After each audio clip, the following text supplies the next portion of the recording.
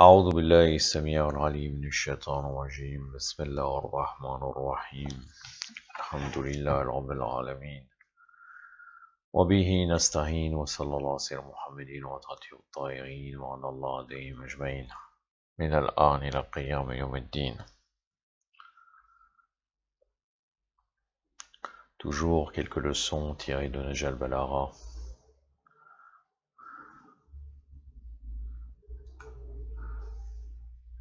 La 8e partie, concernant l'importance du Saint-Coran.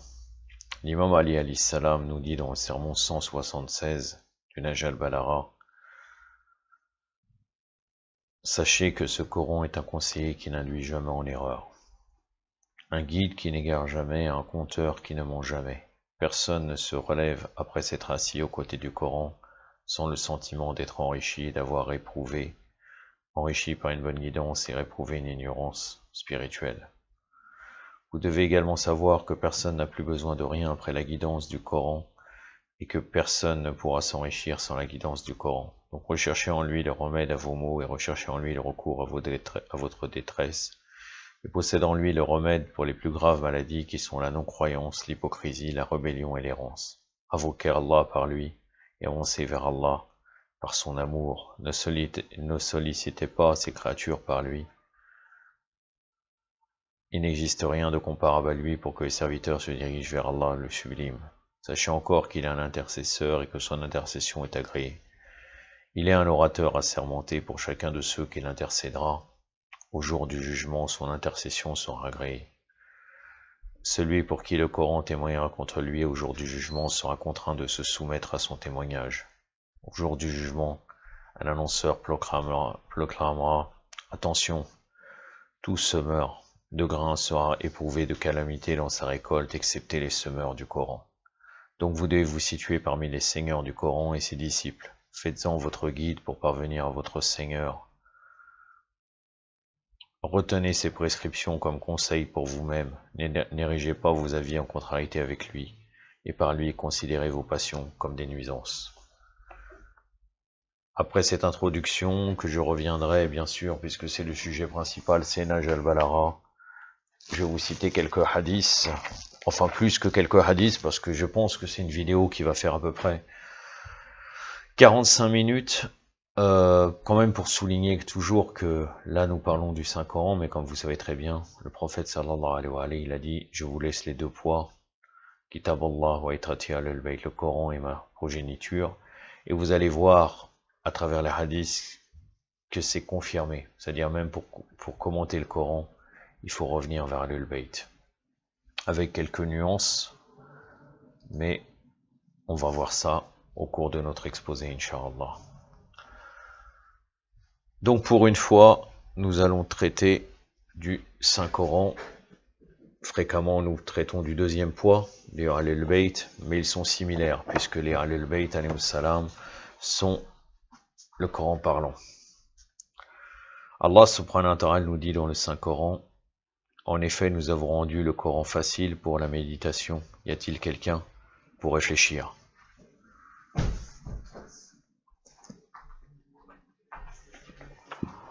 C'est dans la sourate.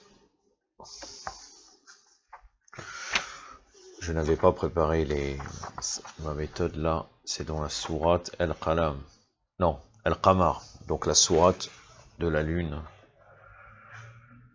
Le verset 17. A'udhu billahi samir al-alim minash shaitanir rajim. Wa laqad yassarna al-Qur'ana lid-dhikr fahal lil mudakkir.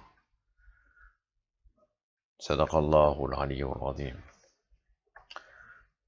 C'est la sourate numéro 54 du Mus'haf actuel.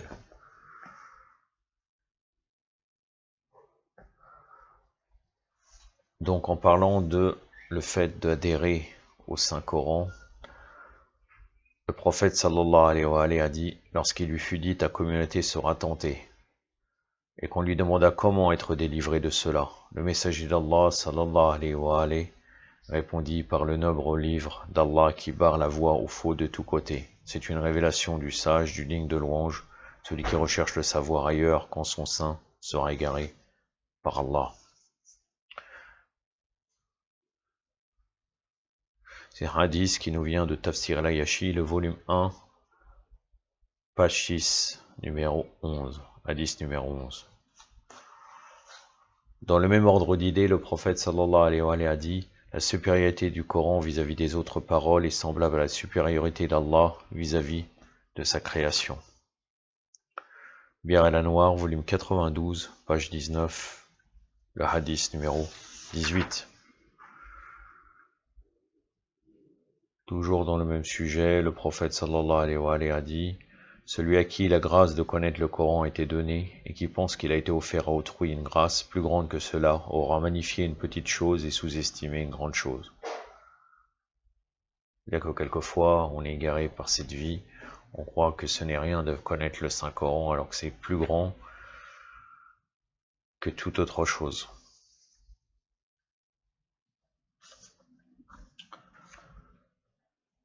Ma'ani al-Arbar, page 219.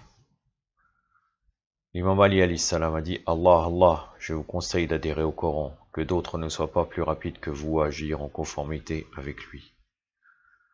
Nahj al-Balagha, la lettre numéro 47. L'imam Ali alayhi salam nous dit aussi: apprenez le livre d'Allah, le béni et le Très-Haut, car c'est la meilleure des paroles et la plus éloquente des exhortations. Étudiez-le, car c'est le printemps des cœurs. Soignez-vous par sa lumière, car c'est un remède pour ce qui est dans les poitrines. Et excellez dans sa récitation, car c'est le meilleur des récits. Toraf al-Urqul, la page 150. Ici, j'avais relevé que peut-être il y avait un problème dans la traduction, mais il s'avère que ce n'était pas cela. Parce que je ne voyais pas le lien entre exceller dans sa récitation et c'est le meilleur des récits. Parce que le meilleur des récits, c'est les histoires, et exceller. Exceller, ça fait référence peut-être à la manière de réciter. Avec certaines méthodes, comme vous connaissez actuellement dans la récitant. Mais en même temps, ce n'est pas ce qui est visé à travers le Saint-Coran, on va le voir par la suite. Donc, puisqu'on parle de tartil dans le Coran. Et d'ailleurs, j'avais fait une vidéo avant qui s'appelle la meilleure récitation d'après les hadiths de Ahlul Bayt. La meilleure récitation du Coran d'après les hadiths de Ahlul Bayt. Il me semble. Vous pouvez la retrouver dans ma chaîne. C'est une vidéo que j'ai dû faire à peu près 2 ans. Donc là, exceller dans sa récitation, car c'est le meilleur des récits. C'est-à-dire de bien le réciter d'une manière claire pour que les gens puissent, et pour que nous, on puisse comprendre les récits qu'il y a à l'intérieur. Et non pas basé uniquement sur la manière avec la voix, etc., baisser sa voix, accélérer, comme c'est fait actuellement. L'imam Ali alayhi salam nous dit: en vérité, il contient le remède aux plus grands maux que sont la mécréance, l'hypocrisie, l'égarement et la perdition. Nahj al-Balagha, le sermon numéro 176. Ah, il y a un hadith très très important que plusieurs fois je l'avais dit à certaines personnes dans le même ordre d'idées, mais je n'avais pas le hadith, je n'avais pas trouvé le hadith, mais il y a plusieurs hadiths dans ce sens. Le Coran est nouveau à toute époque. Lorsqu'on lui demanda comment se fait-il que plus on diffuse et on enseigne le Coran, plus sa nouveauté et sa fraîcheur s'accroissent, l'imam Sa'd alayhi salam répondit: car Allah, le béni et le Très-Haut, ne l'a pas créé pour une période à l'exception d'autres périodes, ou pour des gens à l'exclusion d'autres gens. Il est ainsi nouveau à toute époque et frais pour tout groupe jusqu'au jour de la résurrection. Bir al-Anwar, volume 92, page 15, le hadith numéro 8. Donc tout cela démontre, et après je vais l'expliquer tout de suite là en faisant une parenthèse, ça démontre vraiment que en fait, bien sûr, le commentaire de Ahlul Bayt et le commentaire du Coran doit être en conformité avec les hadiths de Ahlul Bayt, comme vous allez voir par la suite. Mais nous pouvons parler de loi générale, c'est possible. Ce n'est pas interdit.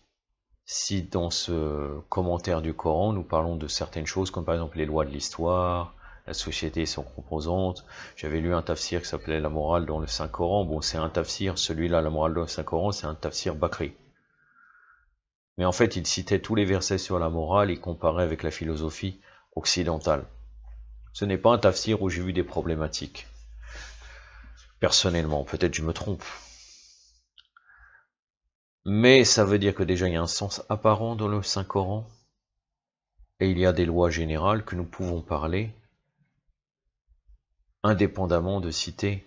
Nous pouvons expliquer des lois générales qui concernent toutes les époques, indépendamment de citer les hadiths de Ahlul Bayt. L'essentiel que ce qu'on va dire n'est pas en contradiction avec les hadiths de Ahlul Bayt, c'est ce que je voulais souligner. Donc s'il y a un tafsir qui nous parle des sujets généraux du Saint-Coran, ce n'est pas négatif. Sur cette question, je vais vous lire quelque chose.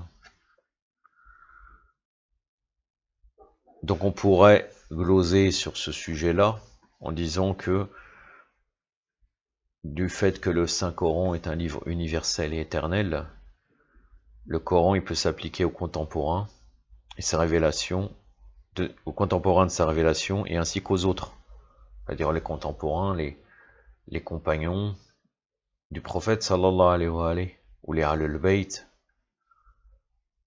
et aussi aux autres gens, aussi bien à l'avenir et au passé qu'au présent. Donc les versets qui, par exemple, demandent certaines prescriptions aux gens de l'époque passée, ils sont encore valables aux croyants d'une époque postérieure. Si bien sûr ça se trouve dans des conditions identiques. De même les versets qui louent pour certaines qualités des gens, ou qui en blâment d'autres, qui promettent le bonheur aux uns et qui provoquent la crainte des autres, sont valides pour tous les temps et pour tous les lieux. Donc la validité d'aucun verset n'est limitée à les circonstances qui a valu la descente de ce verset. Un verset révélé au sujet d'une autre personne particulière ou de certaines personnes, ça ne reste pas seulement, ça a été révélé sur ça, mais c'est pour montrer un comportement général. Ça ne reste pas figé à une occasion unique, mais il s'applique à tout individu et à toute situation semblable à celle de ce qui avait été révélé. C'est ça qu'on appelle l'universalité du Saint-Coran, et ça on appelle la continuité de l'application des versets coraniques. Notre cinquième imam, alayhi salam, l'imam Baqir alayhi salam a dit, si un verset révélé à un peuple mourait avec ce peuple, il ne restait plus rien du Coran. Mais au contraire, le Coran tout entier restera valide, tant qu'il le lira et en fera bon ou mauvais usage.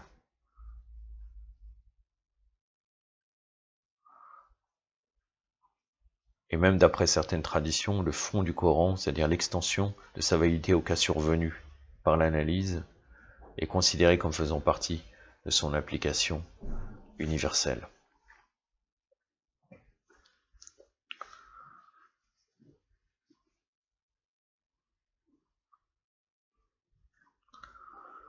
Je continue.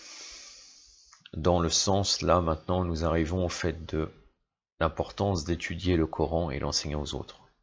Le prophète d'Allah, sallallahu alayhi wa alayhi, a dit dans un hadith très connu,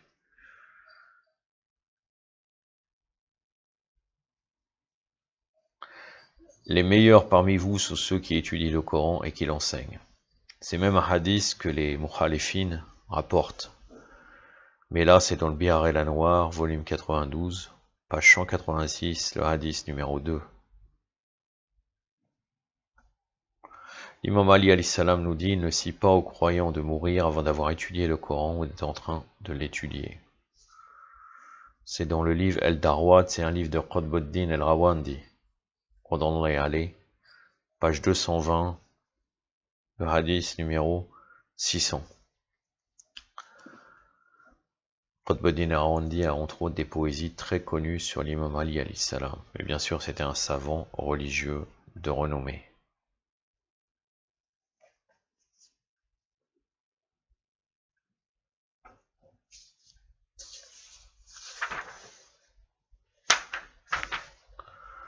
Dans le sujet de la mémorisation du Saint-Coran et la façon de se comporter de celui qui le mémorise, il est dit, le prophète sallallahu alayhi wa alayhi a dit, les nobles de ma communauté sont ceux qui portent le Coran et ceux qui restent éveillé la nuit pour réaliser des actes d'adoration. El-Khisal, donc de Shir Sadouk, page 7, le hadith numéro 21. Le prophète sallallahu alayhi wa sallam a dit dans ce même sujet: celui qui est le plus digne de faire preuve d'humilité en secret et en public est celui qui porte le Coran, et celui qui est le plus digne de par sa prière et son jeûne, fait en secret et en public, est celui qui mémorise le Saint-Coran.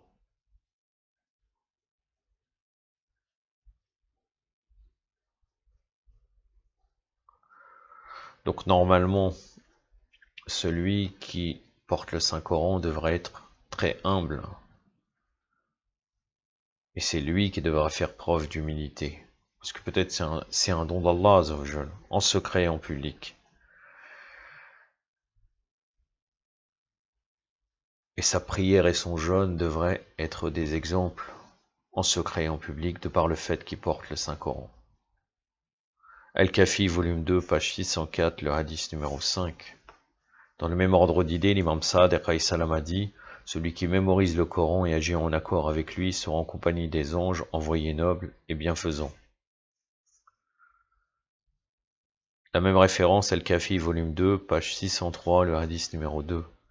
Allah subhanahu wa ta'ala nous dit, en parlant de l'incitation à la récitation du Coran: ceux qui récitent le livre d'Allah accomplissent la salat et dépensent en secret et en public de ce que nous leur avons accordé, et espèrent ainsi faire un commerce qui ne périra jamais. Sadaqallah ul-Ali ul-Azim.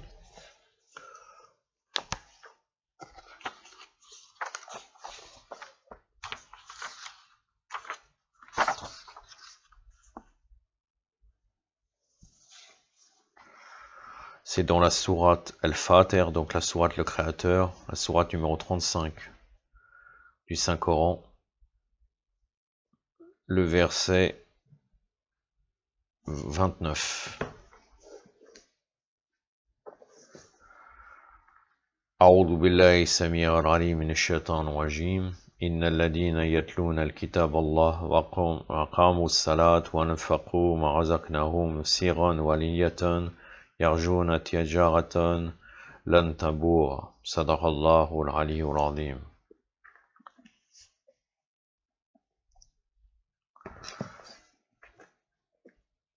Le prophète a dit par rapport à ce sujet: vous devez lire sallallahu alayhi wa alayhi, vous devez lire le Coran, car en vérité sa lecture constitue une expiation des péchés, une protection contre le feu et une immunité face au châtiment. Bir el-Anwar, volume 92, page 17, le hadith numéro 18. Concernant le sujet du fait qu'il faut réciter le Coran avec une belle voix, le prophète a dit, lorsqu'on lui demanda quel était celui qui avait la plus belle voix en récitant le Coran, le messager d'Allah sallallahu alayhi wa alayhi a dit: c'est celui dont tu perçois la crainte d'Allah lorsque tu entends sa récitation. Bir el-Anwar, volume 92,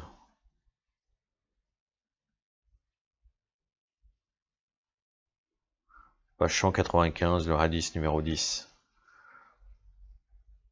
Donc il y a un lien entre le fait de bien réciter le Saint-Coran et la meilleure des personnes qui récitent. Il doit avoir une belle voix et il doit toucher les gens avec la crainte d'Allah Azza wa Jal. Le prophète sallallahu alayhi wa sallam a dit aussi: embellissez le Coran avec vos voix. Donc là on peut rejoindre ces deux hadiths, l'embellissement de la voix et le meilleur récitant, c'est celui qui amène la crainte d'Allah, celui qu'on perçoit la crainte d'Allah Azza wa Jal.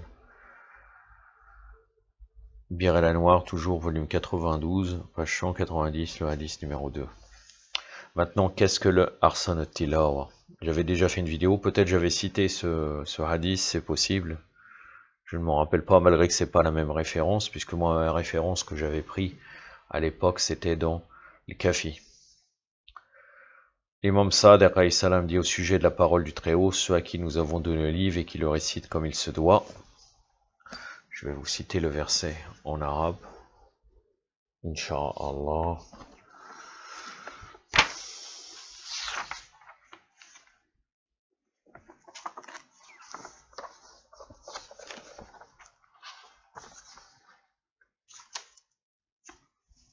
C'est dans la sourate Al-Baqarah.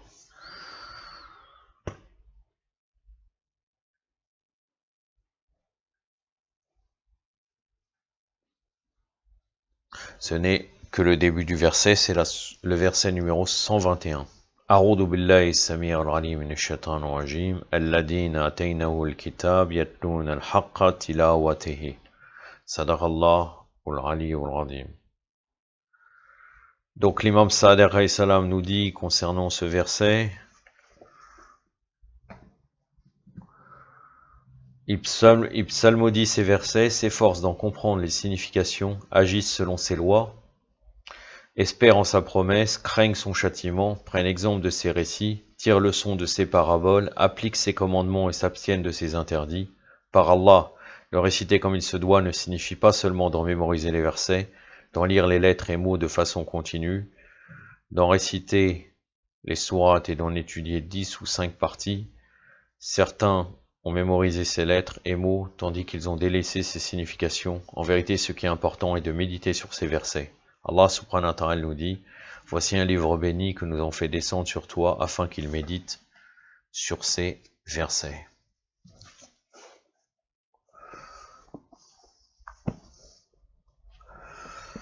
Ce verset que l'imam Sadiq cite à la fin du récit est dans la sourate Sad,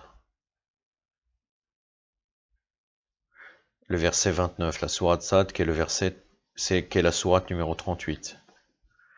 أعوذ بالله السميع العليم من الشيطان الرجيم كتاب أنزلناه إليك مبارك ليتبعوا آياته وليذكر أولو الألباب صدق الله العلي العظيم. Donc, cela démontre encore une fois, comme je l'ai répété plusieurs fois dans d'autres occasions, que nous sommes tous concernés par le verset qui fait dire dans la bouche du prophète Ya Rabbi Tahadou je n'ai plus en tête. Mais en tout cas, il se plaint à Allah, le prophète sallallahu alayhi wa sallam dans ce verset, qui dit, nous ont pris, en parlant des gens, ils ont pris ce Coran comme une chose délaissée. C'est soit dans Surat Al-Qalam, normalement, si je ne me trompe pas, ou bien Surat Dukhan que vous trouvez ce verset. Enfin, vous pouvez retrouver dans un lexique, puisque les versets qui parlent du Coran, vous pouvez les retrouver dans des lexiques en cherchant le terme Coran. Donc là, vous le voyez, et en plus de cela, il y a d'autres choses, malgré que c'est très difficile de rejoindre toutes les caractéristiques. Regardez, ça me dit les versets, s'efforce d'en comprendre les significations, agissent selon ses lois, espèrent en sa promesse, craignent son châtiment, prennent exemple de ses récits, tirent leçon de ses paraboles, appliquent ses commandements et s'abstiennent de ses interdits. Par Allah, le réciter comme se doit ne suffit pas seulement d'en mémoriser les versets, d'en lire les lettres et mots de façon continue, d'en réciter les sourates et d'en étudier 10 ou 5 parties. Certains ont mémorisé ces lettres et mots, tandis qu'ils ont délaissé ces significations. Donc là, les significations, c'est avec qui? C'est avec Ahlul Bayt, alayhi salam. En vérité, ce qui est important est de méditer sur ces versets. Donc là, Tadabbur al-Quran. Là, encore une fois, on voit encore toute une méthode chez les chiites qui est complètement erronée, qui est copiée encore chez les mukhalifines. Les julous, jalasat al-Quran, basé uniquement sur tajwid, et se faire cela pendant des années, et ne pas connaître quoi que ce soit du commentaire du Coran, c'est un égarement. Ça ne veut pas dire forcément qu'on ne doit pas apprendre la récitation, et encore il faudrait voir si c'est 7 qira'a ou plus, il y en a 9 ou 10 aussi, selon certains, est-ce que ça vient de Ahlul Bayt ou pas?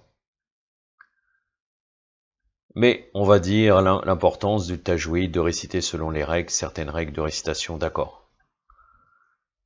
Mais quand quelqu'un, par exemple, est grandi, ou bien rentré dans Ahlul Bayt depuis 30 ans, 40 ans, qui récite toujours, qui est vu comme quelqu'un qui récite bien le Coran, qui connaît rien sa signification, vous croyez qu'il n'est pas concerné par le verset que le prophète dit? Oh, Ya Rabbi, ils ont pris ce Coran comme une chose délaissée. Et à l'inverse, celui qui connaît que les significations et qui ne rentre pas dans le sujet de savoir réciter, etc., il est aussi concerné. Mais là, vous voyez que si on analyse bien chaque parole, où on n'a pas le temps, on pourrait voir que cette personne a une très bonne connaissance des lois, puisque agir selon ces lois, pour trouver les lois du Coran, comment doit-il faire? Il doit avoir une opinion, il doit connaître, déduire à travers les hadiths de Al-Bayt, ou bien il va connaître quand même du fiqh, peut-être des marjaïs, des marjas. Pour prendre l'exemple, ces récits, il faut qu'ils comprennent le Saint-Coran. Quelquefois on lit, on comprend pas. Même en connaissant la langue arabe, on comprend pas. Il y a plein de versets que si on revient en commentaire d'Al-Bayt, on voit que ça n'a rien à voir avec la signification extérieure du Saint-Coran. Par exemple, je peux donner un exemple très concret que l'imam Jawad alayhi salam avait utilisé quand j'ai oublié quel calife usurpateur avait demandé qu'est-ce qu'on doit faire avec un voleur, et qu'il y avait trois avis. Le premier avis disait faut qu'on coupe la main et considérer la main en citant un verset coranique jusqu'au coude. L'autre a dit à partir du poignet on coupe.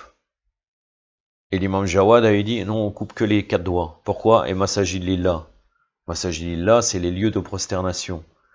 Si on comprend d'une manière extérieure le Saint-Coran, on n'a rien étudié par rapport à l'Al-Bayt, on comprend que c'est les mosquées. Les mosquées sont consacrées à Allah. Non, c'est les lieux de soujoud. Les lieux de soujoud, c'est les 7 parties avec lesquelles on fait soujoud. C'est-à-dire ces choses-là, ils appartiennent à Allah.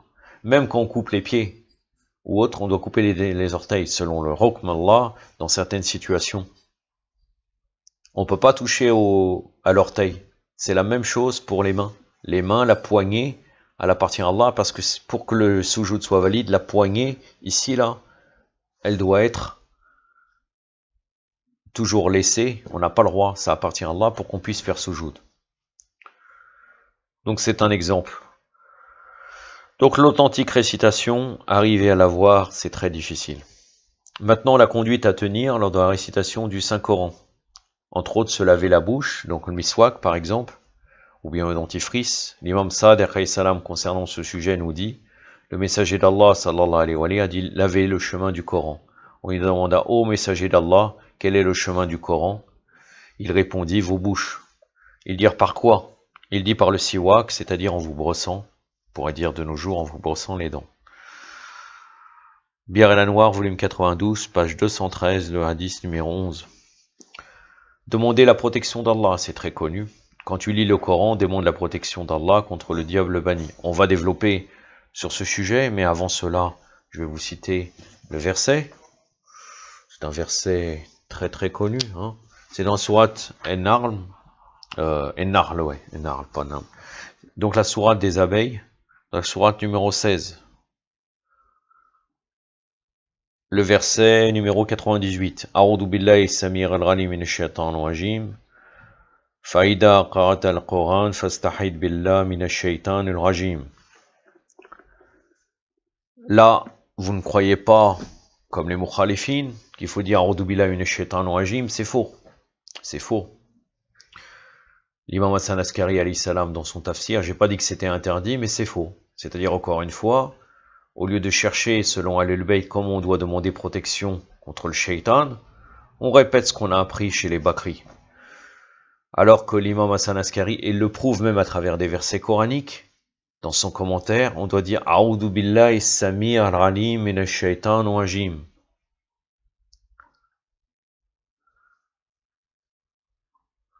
et non pas « A'udhu billahi minash shaitan rajim ». Bon. Concernant la protection d'Allah, un hadith, l'imam Sa'd alayhi salam, on l'interrogeait au sujet de fait de réciter, de demander la protection d'Allah avant de réciter chaque sourate. L'imam Sa'd alayhi salam répondit, oui, demande la protection d'Allah contre le diable banni, et il rappela que le banni, El-Rajim, est le plus malveillant des démons.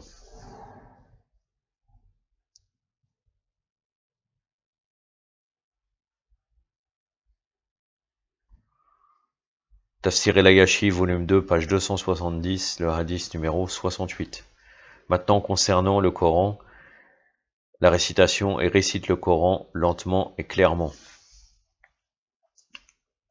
Tartil. Sourate les djinns, Donc la sourate numéro 72.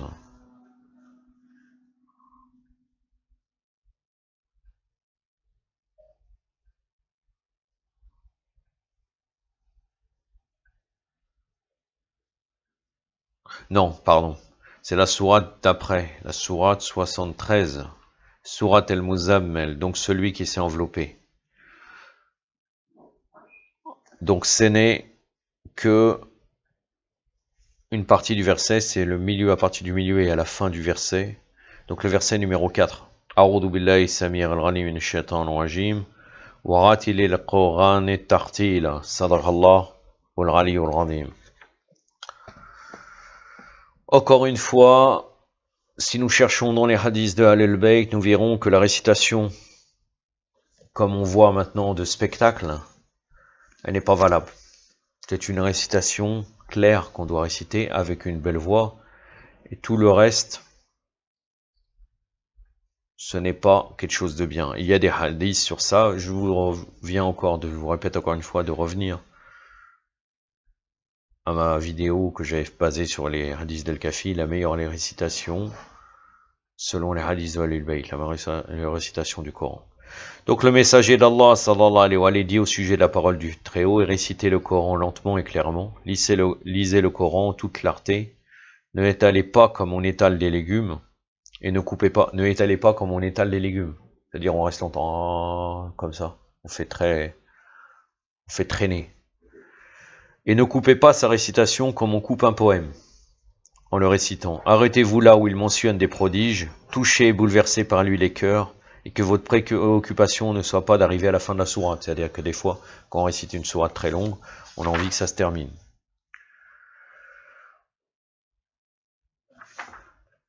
La conduite à tenir lors du Saint-Coran, c'est aussi de ne pas être dans l'inattention, mais là, en l'occurrence, c'est le discernement, el-Furqan. Allah subhanahu wa ta'ala nous dit, voici un livre béni, que nous avons fait descendre vers toi, afin qu'il médite sur ces versets, que les doués d'intelligence réfléchissent. C'est la sourate numéro 38, le verset 29.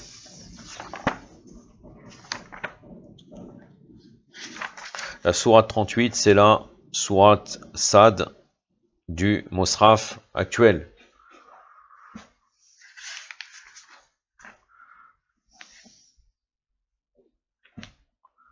أعوذ بالله السميع العليم من الشيطان الرجيم كتاب أنزلناه إليك مبارك ليتبعوا حياته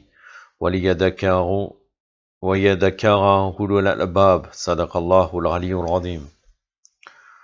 Donc l'imam Ali nous dit concernant ce sujet, en vérité une récitation du Coran sans discernement ne recèle aucun bien, et en vérité une adoration sans réflexion ne recèle aucun bien. Donc encore une fois, il faut comprendre ce qu'on est en train de lire. Sinon, ça ne sert pas à grand chose. Et pour comprendre le Coran, il faut revenir où? Il faut revenir au Coran parlant qui sont les Ahlul Bayt. Sinon, on ne va rien comprendre. Et encore une fois, c'est prouvé maintes et maintes fois. Vous pouvez revenir par exemple dans le livre Uyun Arbar al-Rebda de Shir Sadour, la discussion entre le Marmoun et l'imam Reda alayhi salam. Et vous allez voir qu'on ne comprend rien du tout au Coran, puisque Marmoun a utilisé les versets extérieurs en disant voilà, regarde, les prophètes ont fait des erreurs, etc., etc. Alors même si on ne connaît pas l'interprétation, nous n'avons pas l'interprétation, si quelqu'un a bien approfondi dans la croyance, il ne tombera pas dans ce genre de doute et d'équivoque, de shubha. Il dira voilà, je crois qu'ils sont infaillibles, je n'ai pas le commentaire, mais c'est sûrement une autre interprétation. Sinon, on tombe dans l'expectative, comme quand, soi-disant, comme le verset qui dit Allah t'a pardonné tes péchés présents, passés, présents et futurs, en parlant du prophète. Ça veut dire quoi? Ça veut dire que le prophète il a fait des péchés? Certes non. Certes non.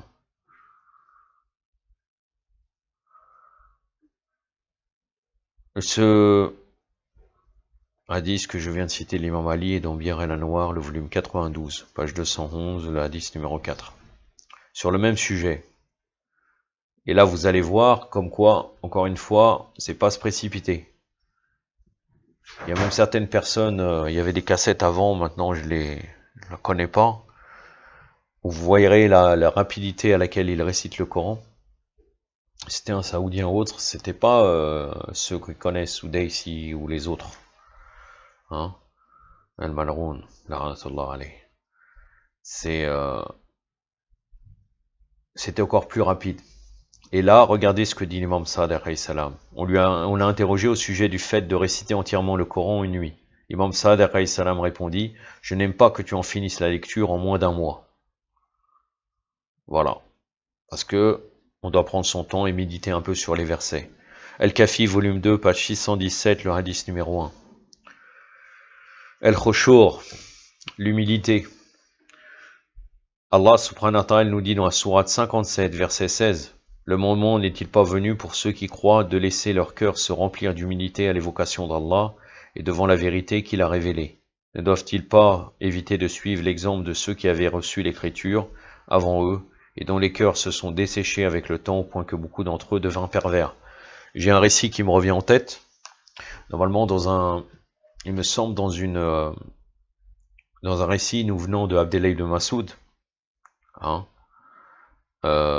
il avait dit que ce verset a été révélé après, je crois, il me semble plusieurs années, hein, si je ne me trompe pas, 3 ou 4 ans, parce qu'avant, il devait réciter le Saint-Coran et réciter sans forcément le khushour, et après, quand ils ont été ancrés, là, c'est devenu comme une obligation. Ce hadith-là, vous le trouvez dans le livre Qalb Salim de Shir Destraib et l'Irfani.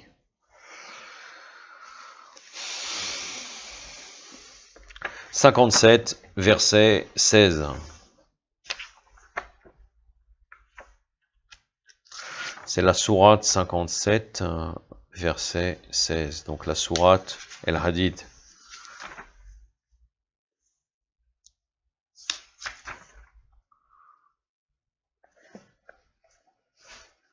C'est le verset en entier. A'udhu billahi as-sami' al-'alim minash shaitanir rajim. Alam yani lilladhina amanu wa takhsha qulubuhum li dhikrillah wa ma nazala min al-haqqi wa liyakuna kalladhina utul kitab min qablu fatala 'alayhimul 'amadu faqasat qulubuhum wa kaseerun minhum fasiqun. Sadaqallahu al-'aliyyul 'azim. Vous voyez? Les communautés précédentes, de par le fait qu'ils n'avaient pas le khushour quand ils lisaient, ils avaient reçu l'écriture et leurs cœurs se sont desséchés, et avec le temps, beaucoup d'entre eux devinrent pervers. Les conséquences du fait de ne pas faire la récitation avec le khushour. Dans Uyun Arbar el-Reda, justement, que je parlais précédemment, alayhi salam, Raja ibn Abi Dahhak, dans son récit à propos de l'imam Reda, alayhi salam, qui l'accompagna durant son voyage au Khorasan, pendant la nuit, il récitait constamment le Coran dans son lit. Lorsqu'il tombait sur un verset évoquant le paradis ou l'enfer, il pleurait et demandait à Allah de lui accorder le paradis et cherchait refuge auprès de lui contre l'enfer. Uyun Arbar el-Reda, le volume 2, page 182. Nous sommes arrivés maintenant à l'écoute du Saint-Coran. J'ai encore deux petits sujets à vous dire là. La sourate, j'en suis à 37 minutes, c'est bien ce que j'avais pensé. J'avais pensé 45 minutes, finalement j'ai bien calculé. Le verset coranique nous dit « Et lorsque le Coran est récité, écoutez-le attentivement et observez le silence, afin que vous obteniez la miséricorde d'Allah. » La sourate numéro 7, le verset 204.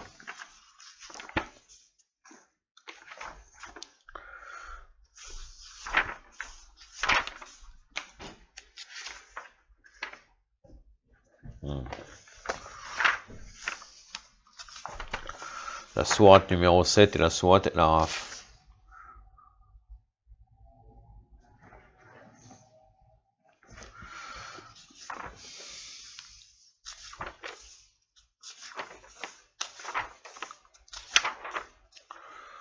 أعوذ بالله السميع العليم من الشيطان الرجيم وإذا قرئ القرآن فاستمعوا الله وأنصتوا لعلكم ترحمون صدق الله العلي العظيم. Concernant ce sujet, Lorsque Zurara, donc le fameux compagnon de l'imam Sa'd, est allé, lui demanda s'il était obligatoire que la personne qui entend le Coran prête l'oreille et écoute attentivement, l'imam Sa'd répondit « Oui, lorsque le Coran est récité en ta présence, il est obligatoire de prêter l'oreille et d'écouter attentivement. » Ça remet en cause, bien sûr, les gens qui mettent le Coran n'importe comment et n'importe quand. Des fois, ils sont en train de manger, ils mettent le Coran.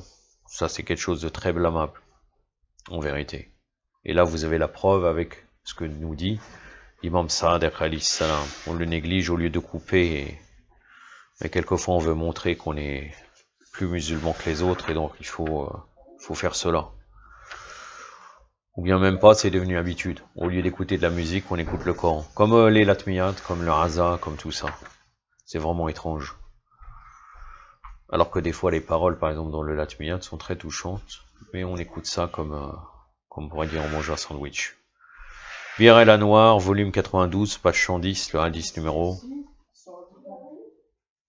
7, ou 17, pardon, j'ai fait une petite...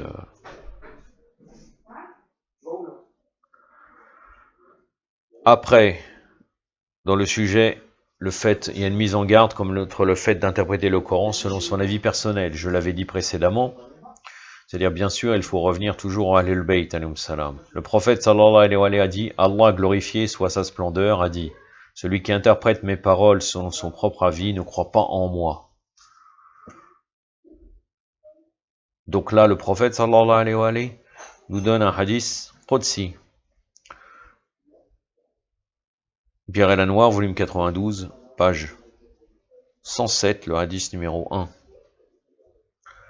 Le messager d'Allah, sallallahu alayhi wa sallam, a dit, ce que je crains le plus pour ma communauté après moi est un homme qui interprète le Coran de manière erronée.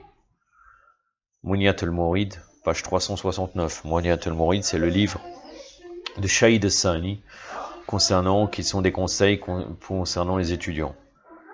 L'imam Sa'd a dit, celui qui interprète le Coran sur la base de son propre avis et qui dit juste ne sera pas récompensé, et s'il se trompe, il emportera le péché. Bir el Anwar, volume 92, page 110, numéro 11, hadith numéro 11. On a maintes autres hadiths, mais là je ne les ai pas, concernant le fait de revenir à Ahlul Bayt. De toute façon, les seuls qui comprennent le Saint-Coran et qui peuvent interpréter le Coran, c'est Ahlul Bayt, alayhim salam. Puisqu'il est dit même que les seuls qui comprennent cela, c'est ceux sur lesquels le Coran est tombé. يكتفي بهذا القدر وصلى الله على سيدنا محمد وعلى آله الطاهرين والسلام عليكم ورحمة الله.